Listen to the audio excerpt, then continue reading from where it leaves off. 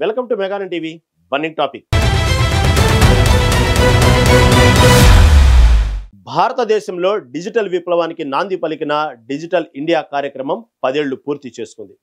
2015లో ప్రధానమంత్రి నరేంద్ర మోదీ ఈ కార్యక్రమాన్ని ప్రారంభించినప్పుడు ఇది కేవలం ప్రభుత్వ పథకంగా కాకుండా దేశవ్యాప్తంగా 140 కోట్ల భారతీయుల జీవితాలను మార్చే ఒక ప్రజా ఉద్యమంగా మారుతుందని అన్నారు. ఈ నేపథ్యంలో డిజిటల్ ఇండియా దేశాన్ని ఎలా మార్చింది? ఇంటర్నెట్ వినియోగం భారత ప్రజలను ప్రపంచానికి ఎలా చేరువ చేసింది? 2014కు ఇప్పటికీ ఇంటర్నెట్ స్పీడ్లో మార్పులు చూస్తే ఏమర్థమవుతుంది? Watch the story.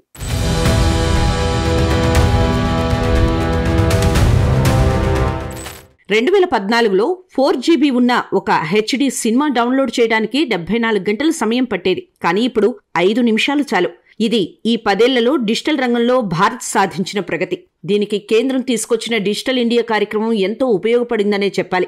ఈ కార్యక్రమం 10 ఏళ్లు పూర్తి చేసుకున్న సందర్భంగా ప్రధాని నరేంద్ర మోదీ లింక్డ్ఇన్లో ఒక బ్లాగ్ పోస్ట్ ద్వారా తన ఆలోచనలను పంచుకున్నారు. డిజిటల్ ఇండియా ఒక సాధారణ ప్రభుత్వ పథకం కాదు, ఇది ఒక ప్రజా ఉద్యమంగా మారిందని ఆయన అన్నారు. 2014లో ఇంటర్నెట్ యాక్సెస్ పరిమితంగా ఉండగా భారతీయులు అసలు టెక్నాలజీని ఉపయోగించగలరా అనే సందేహాలు ఉన్నాయని, కానీ తమ ప్రభుత్వం ఈ సందేహాలను తొలగించి టెక్నాలజీని అందరికీ అందుబాటులోకి తెచ్చిందని మోదీ చెప్పారు. 2014లో ఇంటర్నెట్ కనెక్షన్లు కేవలం 25 కోట్లు ఉండగా ఇప్పుడు అవి 97 కోట్లకు చేరాయని, గల్వాన్, సియాచిన్, లడఖ్ వంటి సరిహద్దు ప్రాంతాలకు కూడా హైస్పీడ్ ఇంటర్నెట్ అందుతోందని ఆయన తెలిపారు. ఇండియా స్టాక్, యూపీఐ వంటి ప్లాట్ఫామ్లు ప్రపంచవ్యాప్తంగా గుర్తింపు పొందాయని, ఇవి భారతదేశాన్ని డిజిటల్ గవర్నెన్స్ లో అగ్రగామిగా నిలిపాయని మోదీ పేర్కొన్నారు. రాబోయే దశాబ్దంలో భారతదేశం డిజిటల్ గవర్నెన్స్ నుంచి గ్లోబల్ డిజిటల్ లీడర్షిప్ కు మారుతుందని, ఇండియా ఫస్ట్ నుంచి ఇండియా ఫర్ ది వరల్డ్ దిశగా పయనిస్తుందని మోదీ ఆకాంక్షించారు.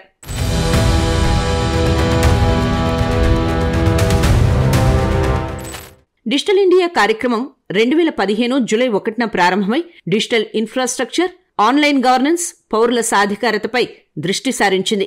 ఈ కార్యక్రమం కింద Aadhaar, UPI, DigiLocker, CoWIN, FASTag, one nation one subscription వంటి ఇనిషియేటివ్లు ప్రపంచవ్యాప్తంగా గుర్తింపు పొందాయి. యూపీఐ ద్వారా సంవత్సరానికి 100 బిలియన్ రియల్ టైం లావాదేవీలు జరుగుతున్నాయి. ఇది ప్రపంచంలోని సగం డిజిటల్ లావాదేవీలకు సమానం. డైరెక్ట్ బెనిఫిట్ ట్రాన్స్ఫర్ ద్వారా 44 లక్షల కోట్ల రూపాయలు నేరుగా పౌరులకు బదిలీ అయ్యాయి. దీనివల్ల 3.48 లక్షల కోట్ల రూపాయలు పక్కదారి పట్టకుండా ఆపగలిగారు. ఓఎన్డీసీలో 200 మిలియన్ లావాదేవీలు దాటాయి. చివరికి 100 మిలియన్ లావాదేవీలు కేవలం ఈ 6 నెలల్లో జరిగాయి. గవర్నమెంట్ ఈ మార్కెట్ ప్లేస్ 50 రోజుల్లో 1 లక్ష కోట్ల రూపాయల గ్రాస్ మర్చంటైజ్ వాల్యూ దాటింది. ఇందులో 22 లక్షల మంది సెల్లర్లు, 1.8 లక్షల మంది మహిళా నేతృత్వంలోని ఎంఎస్ఎంఈలు 46,000 కోట్ల రూపాయల ఆర్డర్లను పూర్తి చేశారు. డిజిలాకర్లో 54 కోట్ల మంది యూజర్లు, 775 కోట్ల డాక్యుమెంట్లు ఉన్నాయి. కోవిన్ 220 కోట్ల వ్యాక్సినేషన్ సర్టిఫికెట్లను జారీ చేసింది. ఇలా ఎన్నో ఆన్లైన్ సేవలు డిజిటల్ ఇండియా కార్యక్రమం ద్వారానే సాధ్యమయ్యాయి.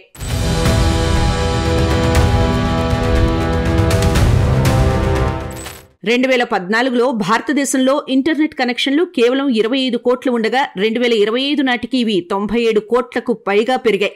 ఈ 10 ఏళ్లలో దాదాపు 4 రెట్లు వృద్ధి సాధించగలిగాం. భారత్ నెట్ ప్రాజెక్ట్ 42 లక్షల కిలోమీటర్ల ఆప్టికల్ ఫైబర్ కేబుల్ వేయడం, 5G టవర్స్ ఈ పురోగతిలో కీలకంగా వ్యవహరించాయి. భారత్ నెట్ ద్వారా గ్రామీణ ప్రాంతాల్లో హైస్పీడ్ ఇంటర్నెట్ అందుబాటులోకి వచ్చింది. 2024 నాటికి 398.35 మిలియన్ల మంది గ్రామీణ సబ్స్క్రైబర్లు ఉన్నారు. భారత్ 5G సేవలు ప్రపంచంలోనే అత్యంత వేగవంతమైనవిగా గుర్తింపు పొందాయి. కేవలం 2 ఏళ్లలో 4.81 లక్షల టవర్లు ఏర్పాటు చేశారు. ఇంటర్నెట్ ధరలు కూడా గణనీయంగా తగ్గాయి. ఇప్పుడు 1G డేటా కేవలం 10 రూపాయలకు అందుబాటులో ఉంది.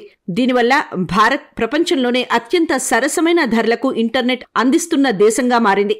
గల్వాన్, సియాచిన్ వంటి సరిహద్దు ప్రాంతాలకు కూడా హై స్పీడ్ కనెక్టివిటీ అందుబాటులోకి వచ్చింది.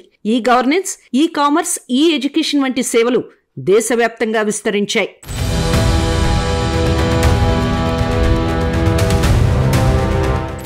2014లో భారతదేశంలో ఇంటర్నెట్ స్పీడ్ వినియోగం చాలా పరిమితంగా ఉండేది. ఆ కాలంలో సగటు మొబైల్ ఇంటర్నెట్ స్పీడ్ 2 నుంచి 3 MBPS మాత్రమే ఉండేది.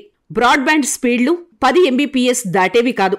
ఇంటర్నెట్ యాక్సెస్ ప్రధానంగా పట్టణ ప్రాంతాలకే పరిమితమై ఉండేది. గ్రామీణ ప్రాంతాల్లో కేవలం 10-15% మంది మాత్రమే ఇంటర్నెట్ అందుబాటులో ఉండేది. డిజిటల్ అంటే ఏమిటో కూడా తెలిసేది కాదు. చాలా మంది ఆన్లైన్ లావాదేవీలు లేదా ఈ గవర్నెన్స్ సేవల గురించి తెలియకపోవడం వల్ల వినియోగించేవారు కాదు. 2014లో యూపీఐ వంటి సిస్టమ్ లేదు. ఆన్లైన్ చెల్లింపులు ఎక్కువగా క్రెడిట్ లేదా డెబిట్ కార్డు ద్వారా, అదే కాకపోతే నెట్ బ్యాంకింగ్ ద్వారా జరిగేవి. ఇవి సామాన్యులకు అందుబాటులో ఉండేవి కాదు. గ్రామీణ ప్రాంతాల్లో ఇంటర్నెట్ సౌకర్యం లేకపోవడం వల్ల ప్రపంచంతో సంబంధాలు చాలా తక్కువగా ఉండేవి. ఈ పరిస్థితి డిజిటల్ ఇండియా కార్యక్రమం ద్వారా పూర్తిగా మారిపోయింది.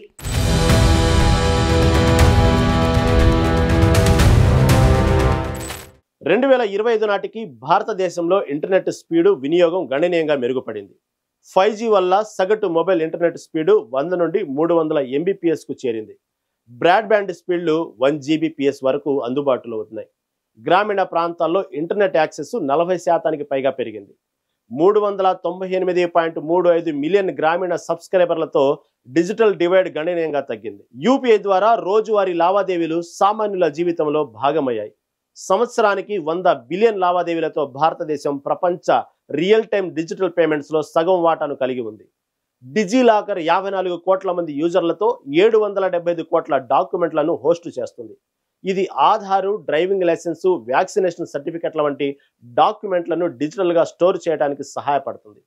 ఈ కామర్సు, ఈ ఎడ్యుకేషన్ మరియు ఈ హెల్త్ సేవలు గ్రామీణ ప్రాంతాల్లో కూడా విస్తరించాయి. బనారస్ చేనేతకారులు, నాగాలాండ్ బాంబు ఆర్టిసాన్లు ONDC ద్వారా దేశవ్యాప్తంగా కస్టమర్లను చేరుకుంటున్నారు.